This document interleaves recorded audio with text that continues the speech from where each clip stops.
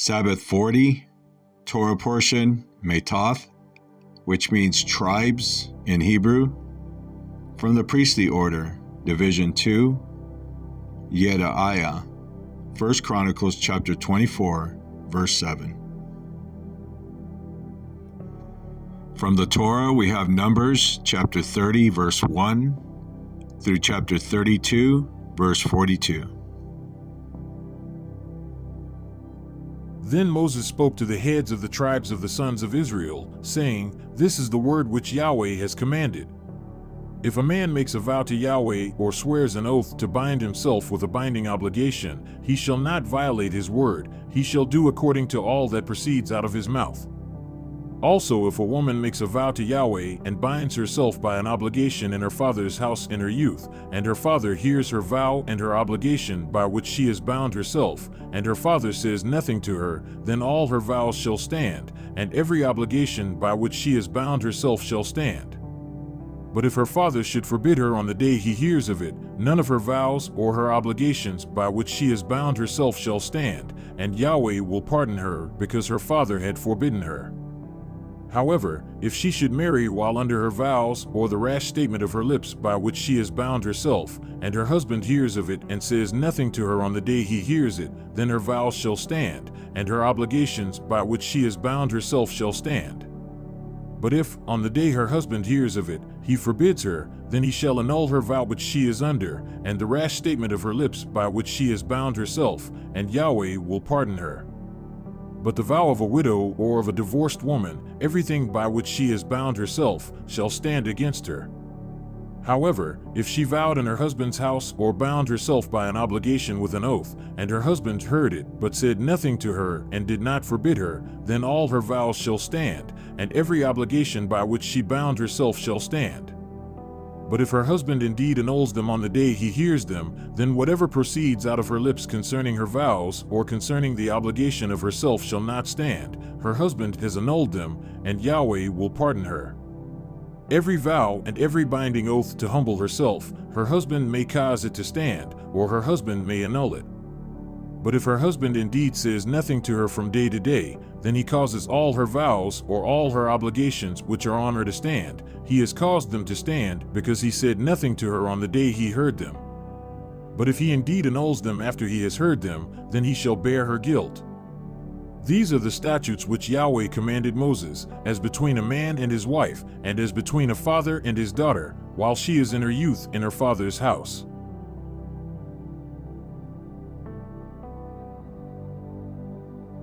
Then Yahweh spoke to Moses, saying, Take full vengeance for the sons of Israel on the Midianites, afterward you will be gathered to your people.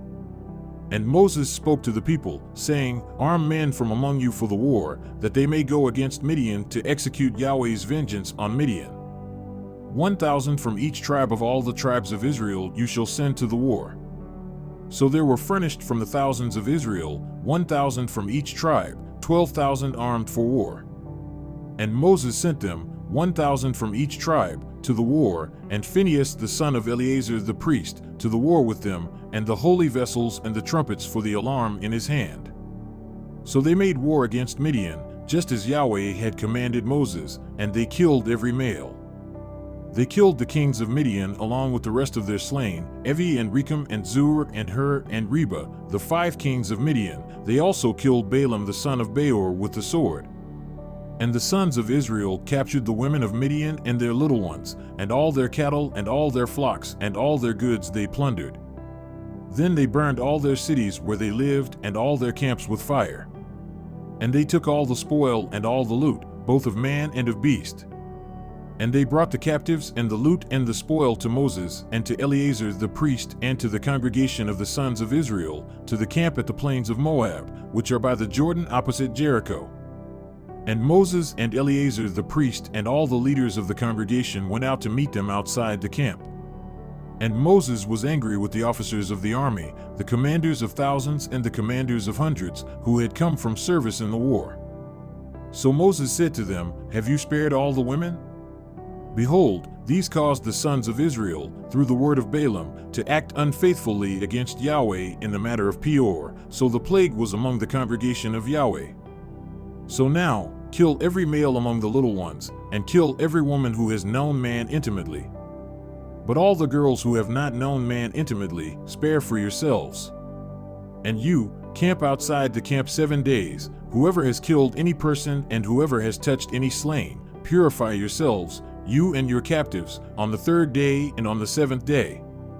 And you shall purify for yourselves every garment and every article of leather and all the work of goat's hair and all articles of wood. Then Eleazar the priest said to the men of war who had gone to battle, This is the statute of the law which Yahweh has commanded Moses. Only the gold and the silver, the bronze, the iron, the tin and the lead, everything that can stand the fire, you shall pass through the fire, and it shall be clean, but it shall be purified with water for impurity. But whatever cannot stand the fire you shall pass through the water. And you shall wash your clothes on the 7th day and be clean, and afterward you may enter the camp.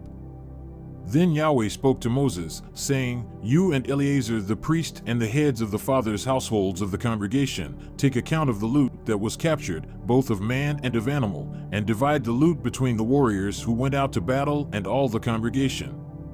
And you shall exact a levy for Yahweh from the men of war who went out to battle, 1 in 500 of the persons and of the cattle and of the donkeys and of the sheep. Take it from their half and give it to Eleazar the priest as a contribution to Yahweh.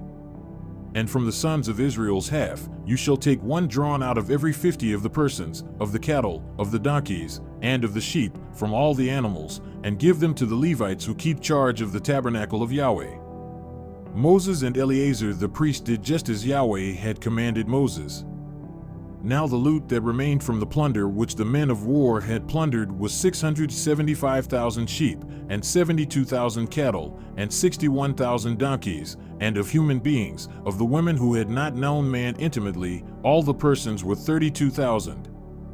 And the half, the portion of those who went out to war, was as follows: the number of sheep was 337,500, and the levy of Yahweh from the sheep was 675, and the cattle were 36,000, from which the levy of Yahweh was 72, and the donkeys were 30,500, from which the levy of Yahweh was 61. And the human beings were 16,000, from whom the levy of Yahweh was 32 persons. And Moses gave the levy, which was the contribution to Yahweh, to Eleazar the priest, just as Yahweh had commanded Moses. As for the sons of Israel's half, which Moses separated from the men who had gone to war, now the congregation's half was 337,500 sheep, and 36,000 cattle, and 30,500 donkeys, and the human beings were 16,000, and from the sons of Israel's half, Moses took 1 drawn out of every 50, both of man and of animals, and gave them to the Levites, who kept the responsibility of the tabernacle of Yahweh, just as Yahweh had commanded Moses. Then the officers who were over the thousands of the army, the commanders of thousands and the commanders of hundreds, came near to Moses, and they said to Moses, Your servants have taken a census of men of war who are in our charge, and no man of us is missing. So we have brought near as an offering to Yahweh what each man found, articles of gold, armlets and bracelets, signet rings, earrings and necklaces, to make atonement for ourselves before Yahweh. And Moses and Eleazar the priest took the gold from them, all kinds of crafted articles. And all the gold from the contribution offering which they raised up an offering to Yahweh, from the commanders of thousands and the commanders of hundreds, was 16,750 shekels. The men of war had taken plunder, every man for himself. So Moses and Eleazar the priest took the gold from the commanders of thousands and of hundreds, and they brought it to the tent of meeting as a memorial for the sons of Israel before Yahweh. Now the sons of Reuben and the sons of Gad had an exceedingly large number of livestock.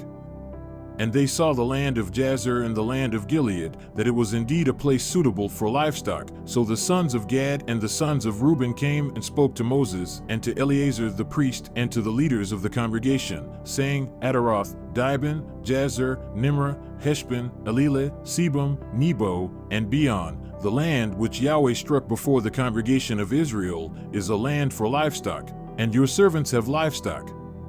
And they said, If we have found favor in your sight, let this land be given to your servants as a possession. Do not take us across the Jordan. But Moses said to the sons of Gad and to the sons of Reuben, "Shall your brothers go to war while you yourselves sit here? Now why are you discouraging the sons of Israel from crossing over into the land which Yahweh has given them? This is what your fathers did when I sent them from Kadesh Barnea to see the land. Indeed, they went up to the valley of Eshcol and saw the land, and they discouraged the sons of Israel so that they did not go into the land which Yahweh had given them.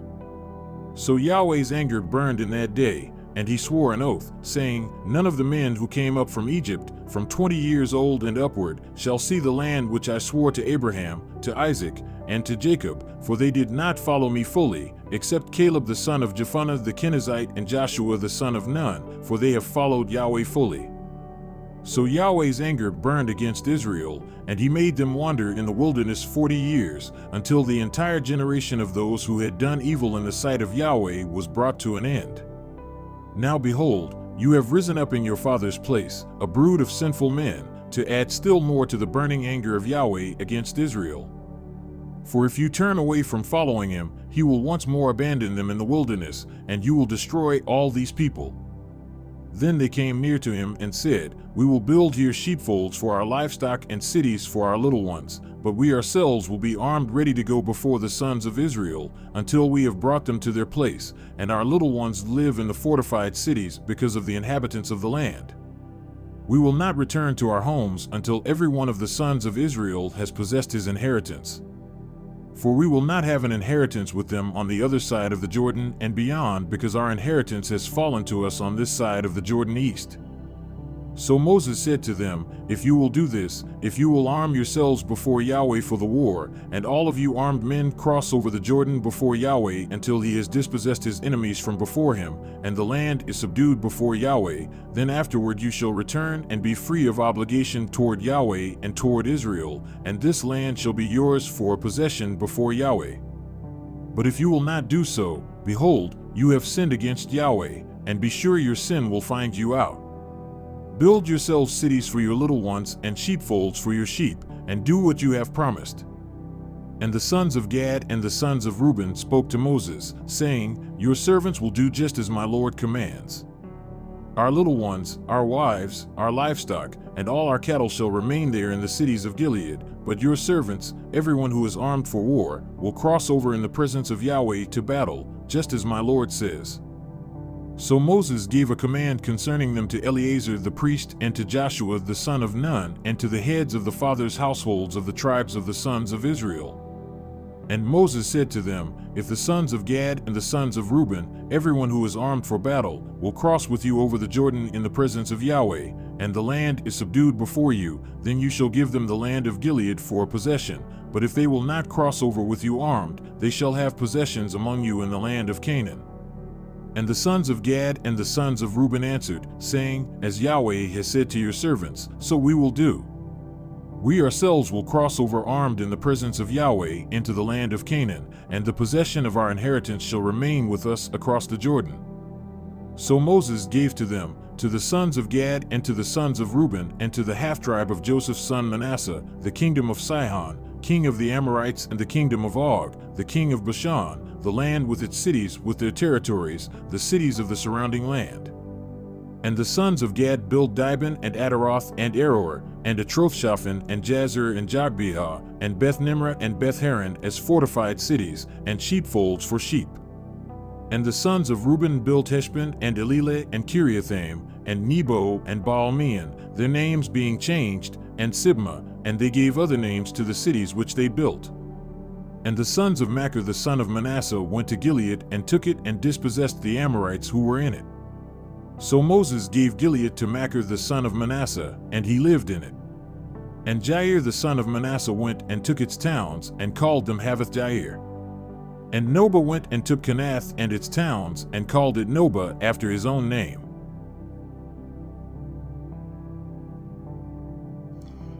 From the prophets we have Prophet Jeremiah, chapter 1, verse 1, through chapter 2, verse 3.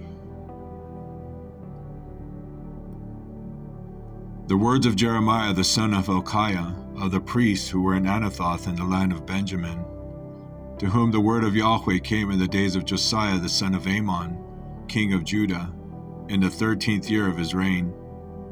And it came in the days of Jehoiakim the son of Josiah, king of Judah, until the end of the 11th year of Zedekiah the son of Josiah, king of Judah, until the exile of Jerusalem in the 5th month. Now the word of Yahweh came to me, saying, Before I formed you in the innermost parts I knew you, and before you came out from the womb I set you apart. I have given you as a prophet to the nations. Then I said, Alas, Lord Yahweh, behold, I do not know how to speak, because I am a youth. But Yahweh said to me, Do not say I am a youth, because everywhere I send you, you shall go, and all that I command you, you shall speak. Do not be afraid of them, for I am with you to deliver you, declares Yahweh. Then Yahweh sent forth his hand and touched my mouth, and Yahweh said to me, Behold, I have put my words in your mouth. See, I have appointed you this day over the nations, over the kingdoms, to uproot and to tear down, to cause to perish and to pull down, to build and to plant. Now the word of Yahweh came to me, saying, What do you see, Jeremiah? And I said, I see a rod of an almond tree. Then Yahweh said to me, You have seen well, for I am watching over my word to do it. The word of Yahweh came to me a second time, saying, What do you see? And I said, I see a boiling pot facing away from the north. Then Yahweh said to me, From the north the evil will break open on all the inhabitants of the land. For behold, I am calling all the families of the kingdoms of the north, declares Yahweh. And they will come, and each one of them will put his throne at the opening of the gates of Jerusalem, and against all its walls round about, and against all the cities of Judah. I will speak my judgments on them, concerning all their evil, whereby they have forsaken me, and have burned incense to other gods, and worshipped the works of their own hands. Now gird up your loins, and arise, and speak to them all which I command you. Do not be dismayed before them, lest I dismay you before them. Now behold, I have given you today as a fortified city, and as a pillar of iron, and as walls of bronze against the whole land, to the kings of Judah, to its princes, to its priests, and to the people of the land. And they will fight against you, but they will not overcome you, for I am with you to deliver you, declares Yahweh. Now the word of Yahweh came to me, saying, Go and call out in the ears of Jerusalem, saying, Thus says Yahweh, I remember concerning you the loving kindness of your youth, the love of your betrothals, your walking after me in the wilderness, through a land not sown. Israel was holy to Yahweh, the first of his produce. All who ate of it became guilty. Evil came upon them, declares Yahweh. From the Gospels, we have the Gospel of Matthew, chapter 27.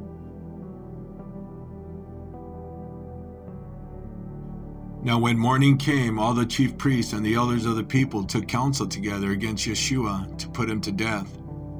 And they bound him and led him away and delivered him to Pilate the governor. Then when Judas, who had betrayed him, saw that he had been condemned, he felt remorse and returned the 30 pieces of silver to the chief priests and elders, saying, I have sinned by betraying innocent blood. But they said, What is that to us? See to that yourself. And he threw the pieces of silver into the sanctuary and departed. And he went away and he hanged himself. And the chief priest took the pieces of silver and said, It is not lawful to put them into the temple treasury, since it is the price of blood. And taking counsel together, they bought with the money the potter's field as a burial place for strangers. For this reason that field has been called the field of blood to this day. Then that which was spoken through Jeremiah the prophet was fulfilled, saying, And they took the 30 pieces of silver, the price of the one whose price had been set by the sons of Israel, and they gave them for the potter's field, as the Lord directed me. Now Yeshua stood before the governor, and the governor questioned him, saying, Are you the king of the Jews? And Yeshua said to him, You yourself say it. And while he was being accused by the chief priests and elders, he did not answer. Then Pilate said to him, "Do you not hear how many things they testify against you?" And he did not answer him with regard to even a single charge. So the governor marveled greatly. Now at the feast the governor was accustomed to release for the crowd any one prisoner whom they wanted. And at that time they were holding a notorious prisoner called Barabbas. So when the people gathered together, Pilate said to them, "Whom do you want me to release for you, Barabbas, or Yeshua, who was called the Messiah?" For he knew that because of envy they had delivered him over. Now while he was sitting on the judgment seat, his wife sent him a message, saying, "Have nothing to do with that righteous man, for last night I suffered greatly in a dream because of him." But the chief priests and the elders persuaded the crowds to ask for Barabbas and to put Yeshua to death. But the governor answered and said to them, "Which of the two do you want me to release for you?" And they said, "Barabbas." Pilate said to them, "Then what shall I do with Yeshua, who is called the Messiah?" They all said, "Let him be crucified." And he said, "Why? What evil did he do?" But they were crying out all the more, saying, "Let him be crucified." And when Pilate saw that he was accomplishing nothing, but rather that a riot was starting, he took water and washed his hands in front of the crowd, saying, "I am innocent of this man's blood. See to that yourselves." And all the people answered and said, "His blood be upon us and on our children." Then he released Barabbas for them. But after having Yeshua scourged, he delivered him over to be crucified. Then when the soldiers of the governor took Yeshua into the praetorium, they gathered the whole Roman cohort around him, and they stripped him and put a scarlet robe on him. And after twisting together a crown of thorns, they put it on his head, and a reed in his right hand, and they knelt down before him and mocked him, saying, "Hail, King of the Jews!" And they spat on him, and took the reed and began to beat him on the head. When they had mocked him, they took the scarlet robe off him and put his own garments back on him, and led him away to crucify him. And as they were coming out, they found a man of Cyrene named Simon, whom they pressed into service to bear his cross. And when they came to a place called Golgotha, which means place of a skull, they gave him wine to drink mixed with gall, and after tasting it, he did not want to drink. And when they had crucified him, they divided up his garments among themselves by casting lots. And sitting down, they began to keep watch over him there. And above his head they put up the charge against him, which read, "This is Yeshua, the King of the Jews."